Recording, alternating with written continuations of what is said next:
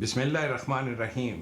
मेरी जानिब से, मेरी बीवी नाइला की जानिब से, मेरे बच्चों की जानिब से, जन्नत पाकिस्तान पार्टी के वर्कर्स की जानिब से तमाम अहले पाकिस्तान को, खा वो हिंदू हैं, खा वो मुस्लिम हैं, खा वो सिख हैं, खा वो ईसाई हैं, हमारी जानिब से आप सबको दिली ईद मुबारक। और ख़ास तौर पे उन बच्चे बच्चियों को जिन्होंने रमज़ान के महीने के दौरान मुझे फ़ोन किया और कहा कि आप हमें ईदी क्या देंगे।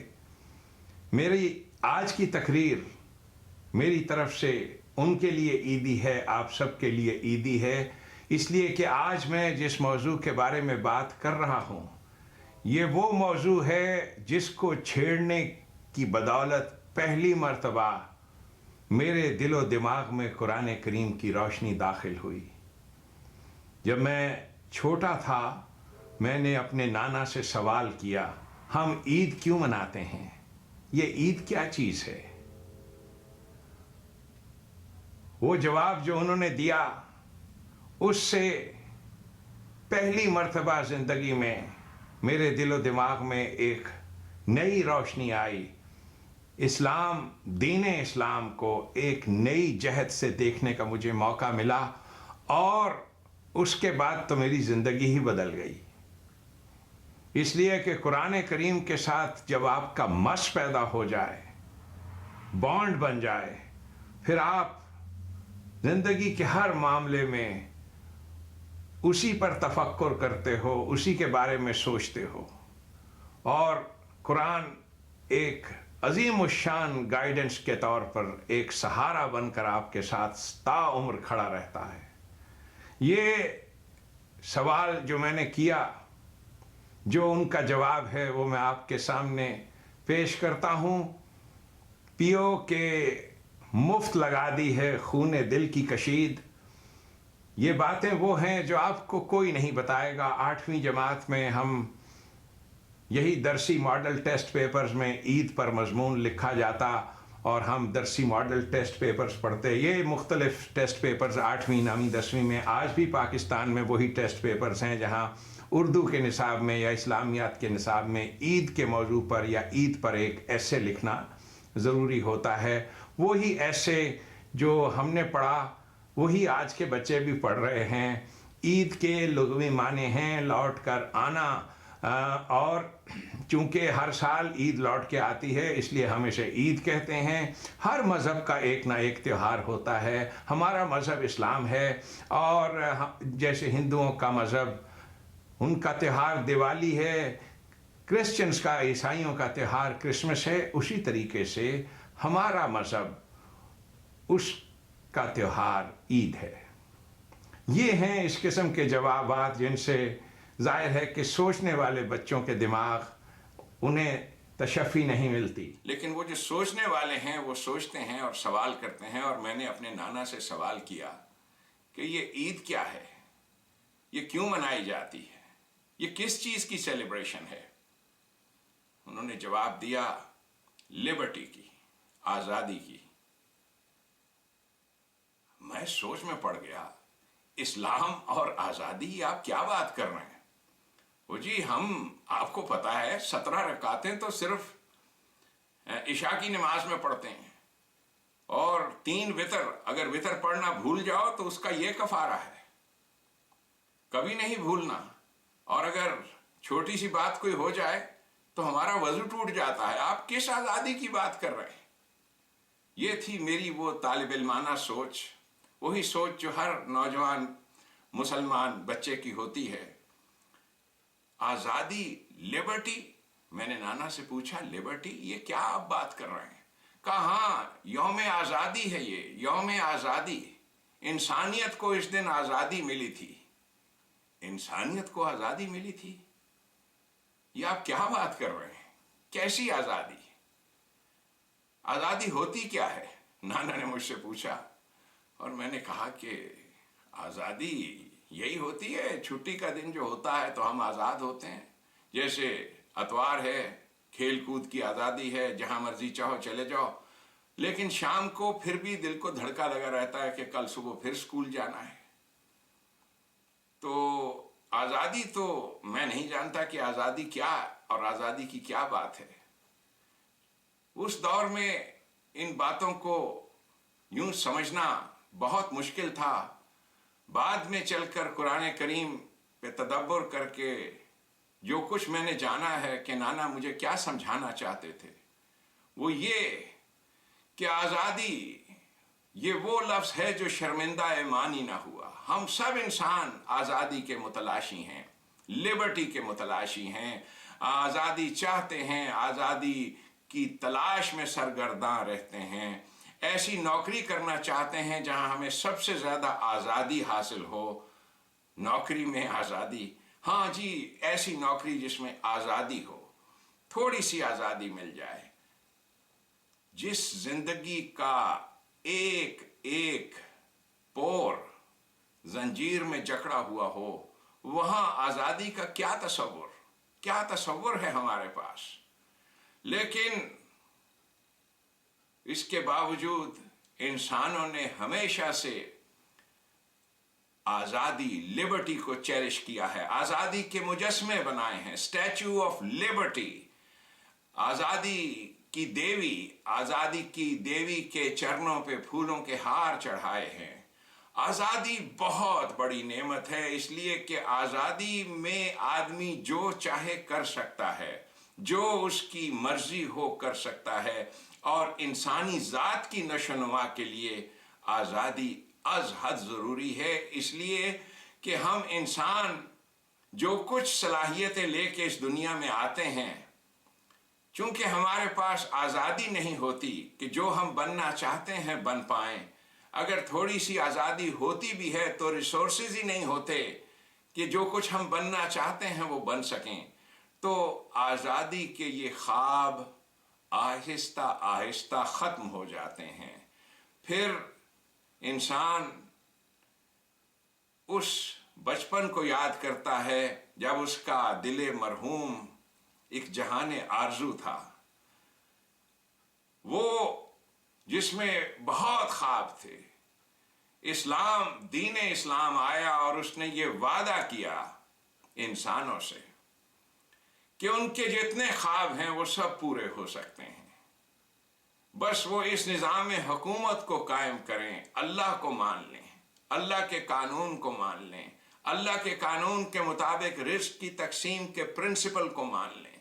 اب یہ وہ لوگ تھے جیسے آج کا پاکستان ہے جو قبیلوں میں بٹا ہوا ہے, جہاں پر سیاسی جماعتیں ہیں ان میں بٹے ہوئے لوگ ہیں, فرقوں میں بٹے ہوئے لوگ ہیں. بالکل اسی طرح سے قبائل تھے عرب کے, اور قرآن نے اس اصول کی بنا پر کہ رزق کی تقسیم اللہ کے قانون کے مطابق ہوگی, ان سب کو ویلکم کیا اور کہا کہ دیکھو وَقُضِيَّ بَيْنَهُمْ بِالْقِسْطِ, تمہارے تمام مسائل, تمہارے آپس کے جتنے جھگڑے ہیں, وَقُضِيَّ بَيْنَهُمْ بِالْقِسْطِ وَهُمْ لَا يُظْلَمُونَ, تم میں سے کسی پر کوئی ظلم نہیں ہوگا, خواہ تم قبیلوں کے سردار ہو, خواہ تم امیر ہو, خواہ وہ غریب ہو.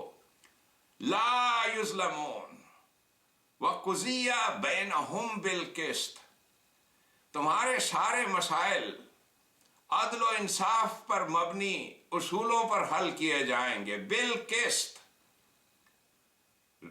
عدل اور انصاف کا پرنسپل ہر جگہ, رزق کی تقسیم بالقسط, تو امن قائم ہوگا. اور یہ ایک نیا نظام, اس کے بارے میں تم سوچتے ہو کہ یہ کوئی نئی چیز ہے جو تم کرنے لگے ہو. یہ میں جو آیات پڑھ کے سنا رہا ہوں آج آپ کو سورہ یونس سے ہیں, آیت 54 اور اس سے آگے, کہ یہ تمہیں کیوں شک ہے اس بات پر کہ یہ اللہ کا قانون جس کا وعدہ کر رہا ہے, یہ جماعت جس کا وعدہ کر رہی ہے کہ رزق کی تقسیم اللہ کے قانون کے مطابق ہوگی, اور تم دیکھو گے کہ کیسے تمہیں سب کو فلاح, سب کو پراسپیرٹی ملے گی. یہی نہیں, تمہیں نجات دلائیں گے ان زنجیروں سے جو مذہبی پیشواؤں نے حلال اور حرام کے ذریعے سے، اپنے بنائے ہوئے حلال اور حرام کے ذریعے سے گھڑ رکھی ہیں۔ یہ سورہ یونس کی جو آیات میں پڑھ رہا ہوں، یہ انہی میں سے میں یہ سنا رہا ہوں بات، کہ یہ لوگ خود سے بنا لیتے ہیں۔ اللہ نے کبھی انہیں اتھارٹی نہیں دی حلال اور حرام بنانے کی۔ آزادی دے گا یہ نظام آپ کو، اور اس آزادی میں پنپیں گے، اس آزادی میں انسانی صلاحیتیں نشو و نما پائیں گی۔ ہمارا المیہ یہ ہے کہ ہمارے پاس اسلام کا جو تصور ہے وہ اسلام کا ایک مذہب کا تصور ہے۔ ہم کوشش کرتے ہیں کہ اسلام کو مذہب کی حیثیت سے سمجھیں اور ثابت کر سکیں کہ یہ دوسرے مذاہب سے ایک سپیریئر مذہب ہے۔ یہ اسلام دین مذہب میں تبدیل کیسے ہوا، کیسے مذہب بنتے ہیں، یہ ایک بڑی دلچسپ داستان ہے۔ لیکن بزرگوں نے جو ایک لفظ میں بات یوں سمجھائی تھی، غالب کا جو شعر ہے، ملتیں جب مٹ گئیں اجزائے ایماں ہو گئیں۔ تو ان کی رسومات، جب قومیں مٹ جاتی ہیں تو ان کی رسومات اجزائے ایماں بن جاتی ہیں۔ یہ مذہب جو ہوتا ہے زندہ قوموں کی ممیفائڈ لاش کا نام ہوتا ہے۔ اس میں سب چیزوں کے نام وہی ہوتے ہیں۔ عید بھی ہوتی ہے، اس میں نماز بھی ہوتی ہے، صلاۃ بھی ہوتی ہے، سب کچھ وہی کچھ ہے۔ وہ جو اقبال نے کہا تھا، نماز و روزہ و قربانی و حج یہ سب باقی ہیں، تو باقی نہیں ہے۔ وہ نظام حکومت قائم نہیں ہوتا۔ جب تک وہ نظام حکومت نہیں قائم ہوتا، یہ لوگ اسی لاش کو نہ صرف یہ کہ اس کی پوجا کرتے ہیں، بلکہ اسی لاش کے مختلف پہلوؤں پر بحث مباحثہ کرتے رہتے ہیں۔ لاش پر بحث مباحثہ، اسی سے فرقے بنتے ہیں۔ جبکہ اگر ایک زندہ نظام ہوتا، وَقُضِيَ بَيْنَهُمْ بِالْقِسْطِ، تو کوئی جھگڑا ہی نہیں تھا۔ اگر آپ رزق کی تقسیم بالقسط کریں، کسی انسان میں کوئی جھگڑا نہیں۔ وَهُمْ لَا يُظْلَمُونَ۔ اس عہد مبارک میں جب نبی اکرم صلی اللہ علیہ وسلم نے قرآن کریم پیش کیا اور لوگوں کو تعلیم دی کہ دیکھو آؤ تمہیں ہم اس اللہ سے متعارف کراتے ہیں، وہ اللہ نہیں جو میریکلز کرتا ہے، بلکہ وہ اللہ جس کا قانون اس کائنات میں جاری و ساری ہے، جس نے اپنے اوپر سیلف امپوز لمیٹیشنز رکھ لی ہیں۔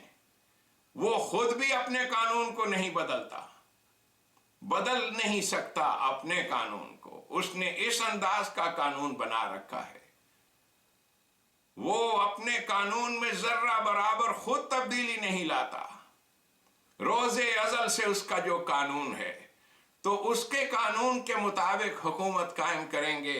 اس میں تمہیں اعتراض کیا ہے؟ الا انا للہ ما فی السماوات والارض۔ الا، انکویسچنیبل ہے یہ بات، کوئی شک و شبے کی بات ہی نہیں۔ انا للہ ما فی السماوات والارض، اس کائنات کا ذرہ ذرہ، ہر شے جو کچھ بھی اس کائنات میں ہے، للہ ما فی السماوات والارض، وہ اللہ کے قانون کے تابع اللہ کے عطا کردہ مشن پر چل رہی ہے۔ انا للہ ما فی السماوات والارض۔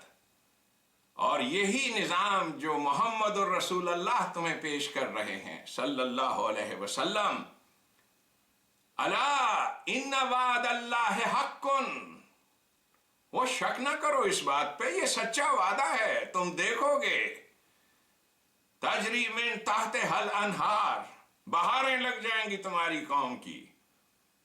یہ جو تمہارا نظام ہے جس میں تم سب اپنے اپنے سیلفش انداز میں اپنی اپنی زندگیوں کے بارے میں سوچتے ہو، وہ اللہ کے قانون کے مطابق جب تم رزق کی تقسیم کرو گے تب فلاح پاؤ گے، ورنہ دلوں کے اندر یہ عجیب و غریب وسوسے، لما فی الصدور، وہ دلوں کے اندر جو روگ لگے ہیں وہ کبھی نہیں جائیں گے انسان کے، وہ پریشانیاں، وہ روگ، وہ تنہائیاں، یہ تمام روگ انسان کے کبھی نہیں جا سکتے جب تک انسان اس نظام کو قائم نہیں کرتا۔ یہ ہے وہ نظام جو تمہیں حقیقی آزادی عطا کرتا ہے۔ ان وعد اللہ حق ولکن اکثرہم لا یعلمون۔ اکثر انسان علم نہیں رکھتے کہ اللہ کے وعدے کتنے سچے ہیں، اس پہ شک کیا ہے؟ ہوا یحیی و یمیت و الیہ ترجعون۔ اسی کا قانون ہے جو تمہیں زندگی عطا کرتا ہے، اسی کا قانون۔ یہ جو ڈاکٹر کے پاس بھاگے جاتے ہیں، بیمار ہو گئے ہیں جی کیا ہوا، تو ڈاکٹر اسی کے قانون کے مطابق جو کچھ اس کا علم ہے اس کے مطابق علاج کرتا ہے، یوں عمر لمبی ہوتی ہے۔ اسی کے قانون کے مطابق عمر لمبی بھی ہوتی ہے، اسی کے قانون کے تابع عمر گھٹتی بھی ہے، موت بھی اسی کے قانون کے تابع ہے، اسی کے قانون کے تابع سب کچھ چلتا ہے۔ وَإِلَيْهِ تُرْجَعُونَ۔ اسی کے قانون پہ تم ساری زندگی اسی پہ رجوع بھی کرتے ہو، ہر معاملے میں، زندگی کے ہر معاملے میں۔ تو پھر آؤ اس کے قانون کی جانب رجوع کرو، توجہ دو کہ اس کا قانون کیا ہے۔ وہی جو زندگی عطا کرتا ہے، وہی جس کے قانون سے وَيُمِيتُ، موت آتی ہے تمہیں جس کے قانون سے، جس کے قانون کی جس کا قانون کنٹرول کرتا ہے زندگی کو، تمہاری موت کو۔ اور پھر یا ایھا الناس قد جاءتکم موعظۃ من ربکم۔ دیکھو تمہارے پاس تمہارے رب کی طرف سے کتنا اچھا انسٹرکشن مینول آیا ہے۔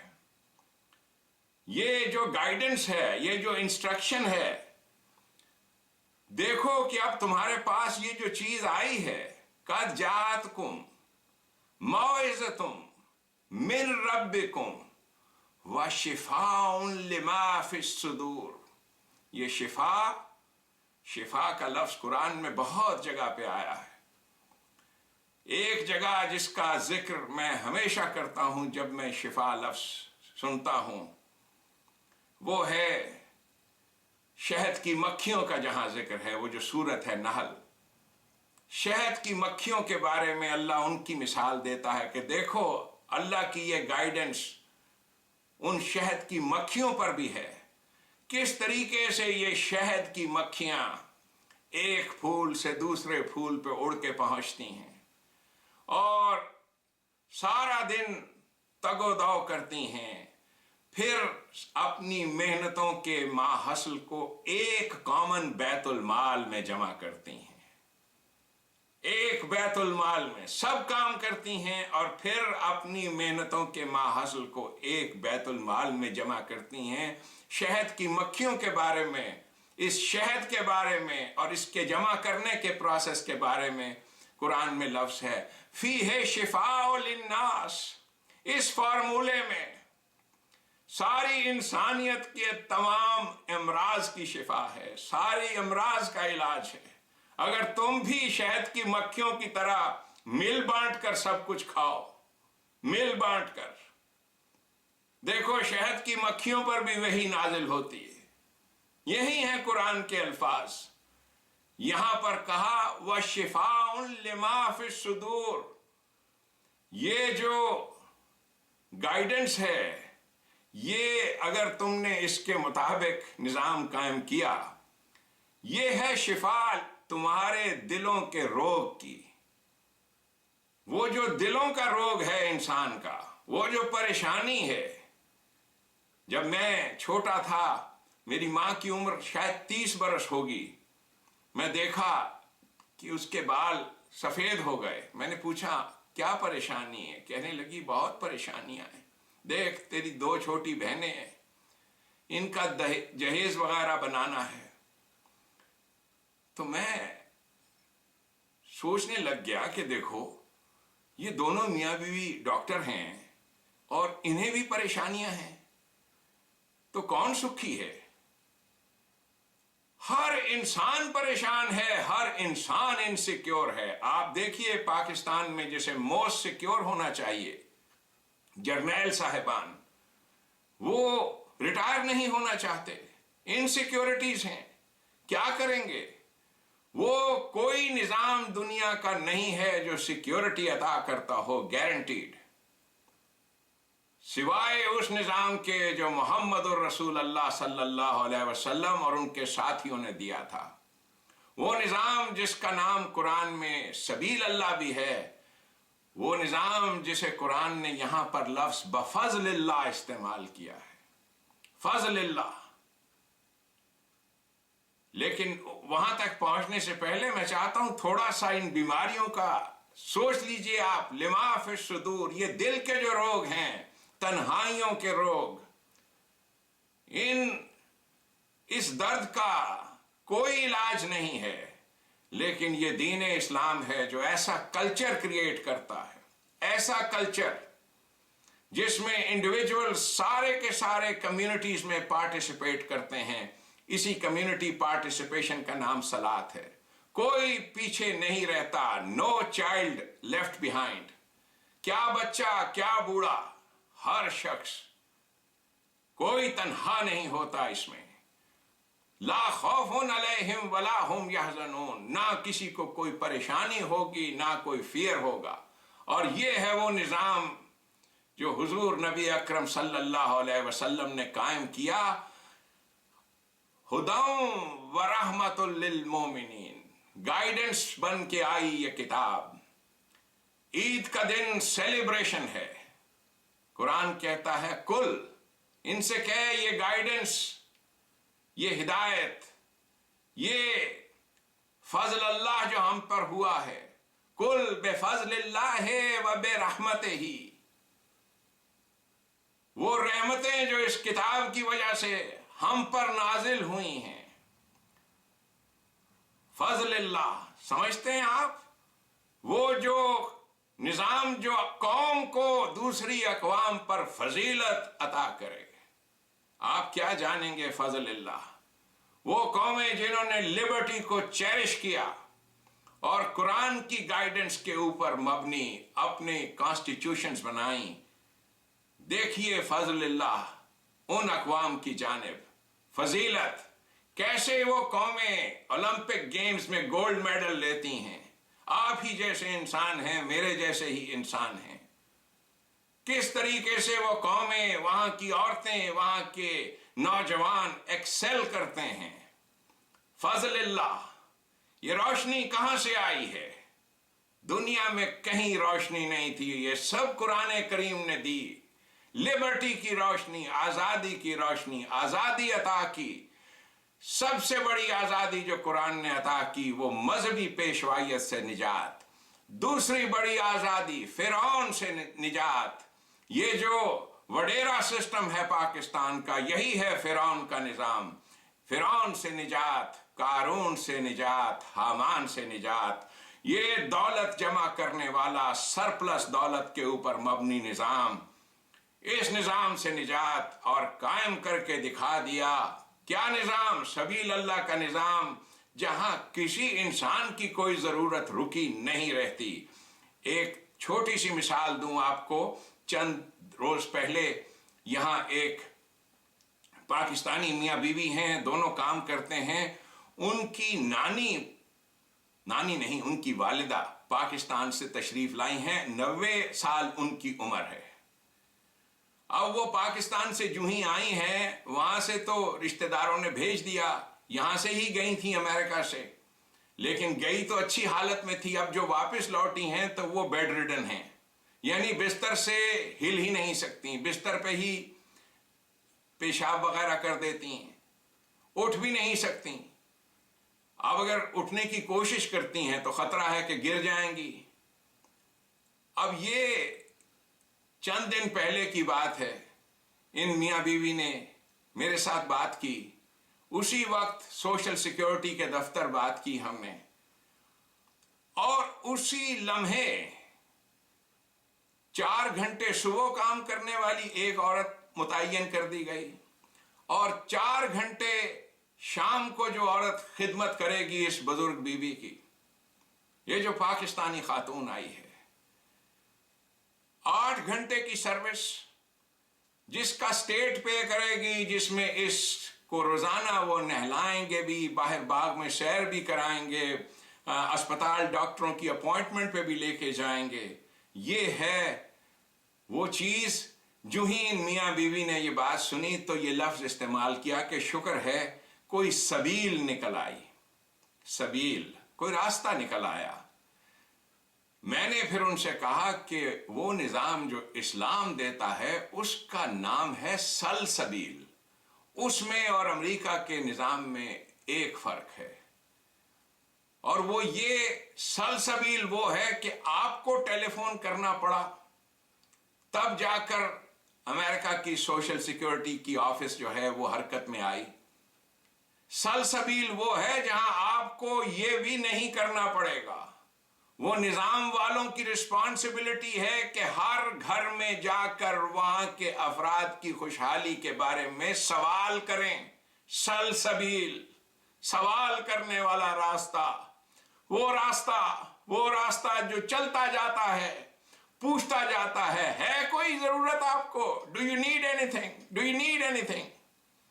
یہ ہے وہ نظام جو حضور نبی اکرم صلی اللہ علیہ وسلم نے قائم کیا تھا. یہ باتیں میری نہیں ہیں.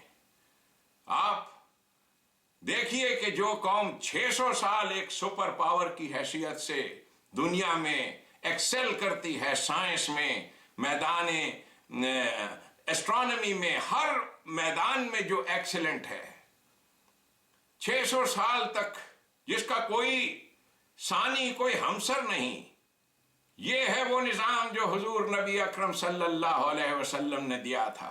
فَبِذَلِكَ فَلْيَفْرَحُوا. This is because of which you should celebrate. یہ ہے جو قرآن کہہ رہا ہے. فَبِذَلِكَ فَلْيَفْرَحُوا. یہ ہے، this is it. یہ ہے وہ نظام، یہ ہے جس کی وجہ سے تمہیں سیلیبریٹ کرنا چاہیے. یہ عید سیلیبریشن ہے کس چیز کی؟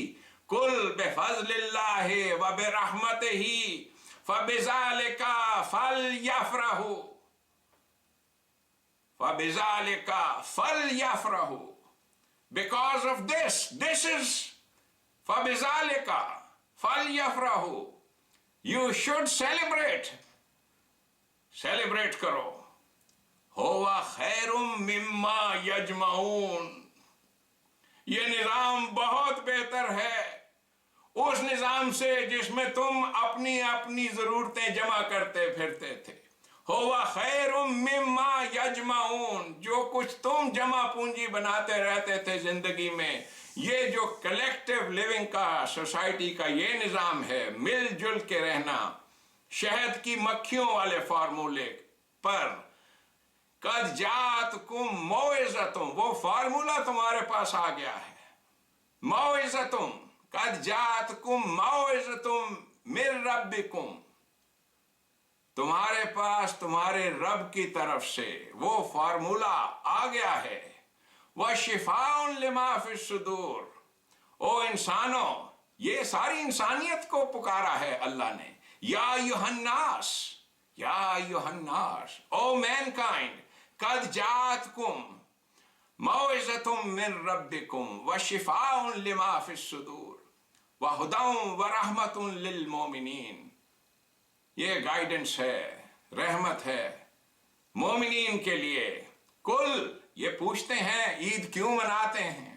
کل بفضل اللہ، کل بفضل اللہ وبرحمتہ فبذلک فلیفرحوا.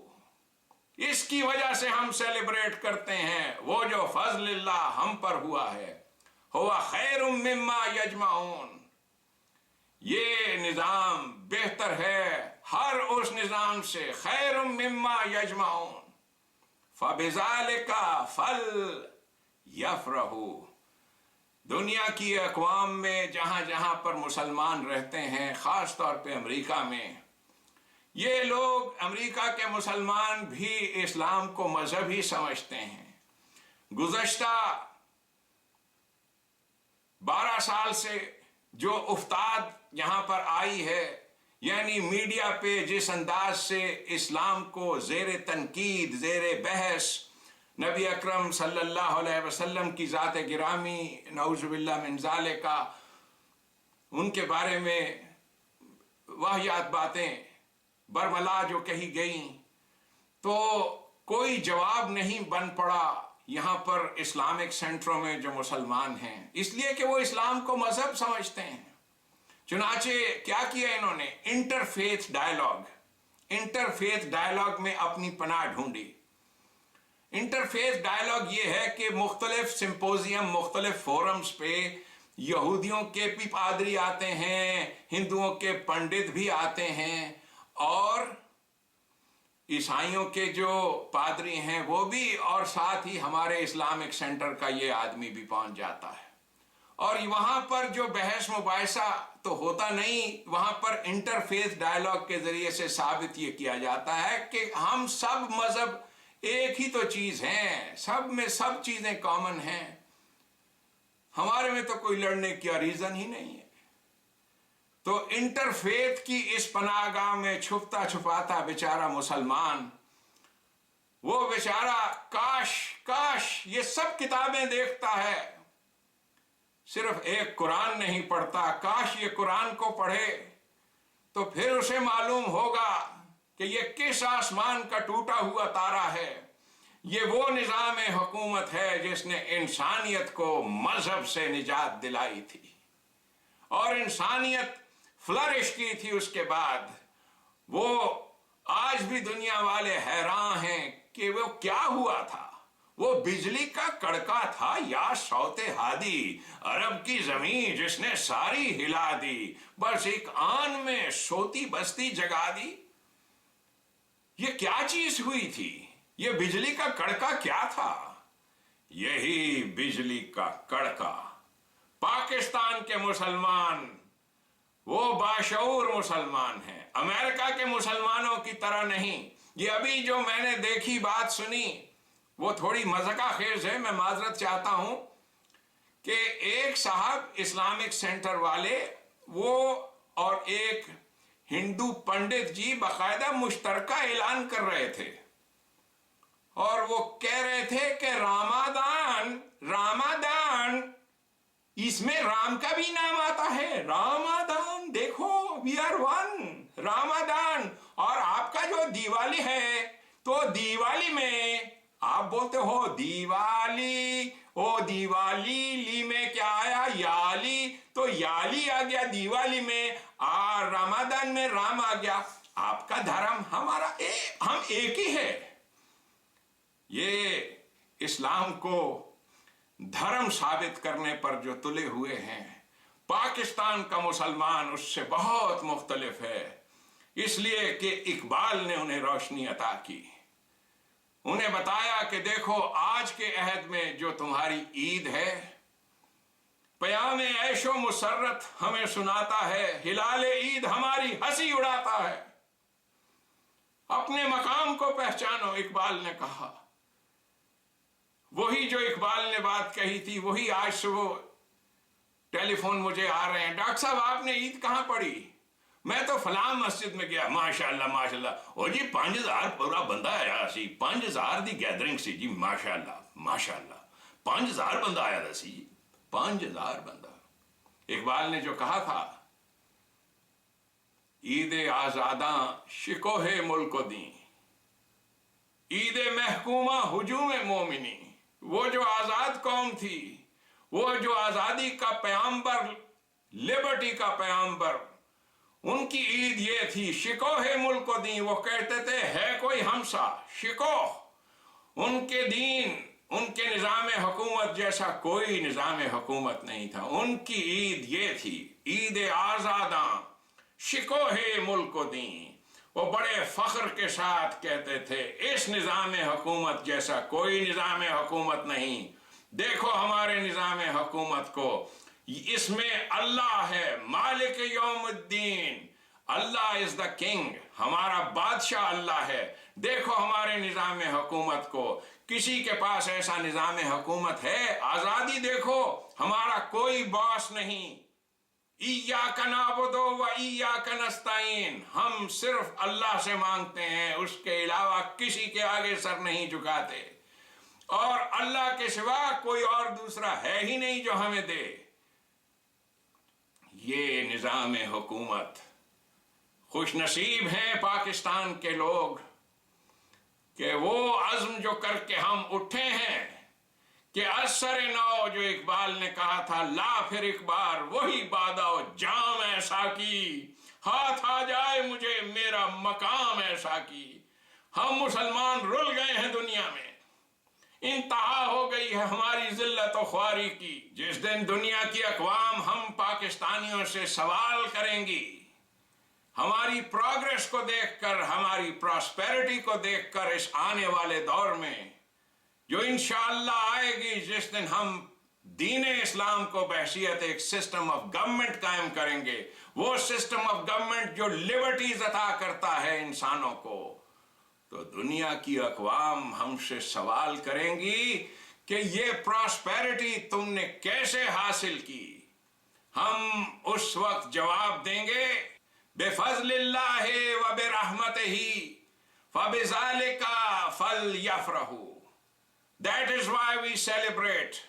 یہ ہے فضل اللہ، ہو خیر مما یجمعون، یہ نظام تمہارے اس نظام سے بہت بہتر ہے جس میں تم زندگی بھر جمع کرتے رہتے ہو، اس کے باوجود تمہارے دلوں کو سکون نہیں۔ یہ ہے نظام شفاء لما فی الصدور، شفاء لما فی الصدور۔ ربنا تقبل منا انک انت السمیع العلیم۔ بہار آئی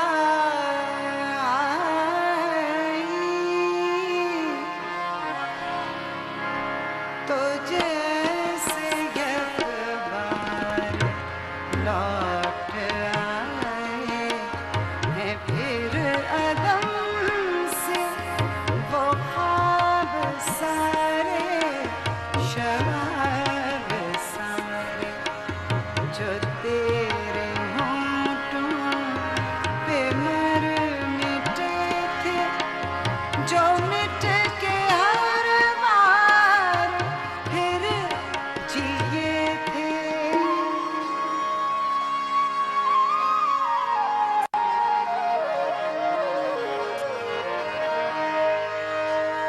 نکھر بکھر گئے ہیں گلاب سارے جو تیری یادوں سے مشک بو ہیں، جو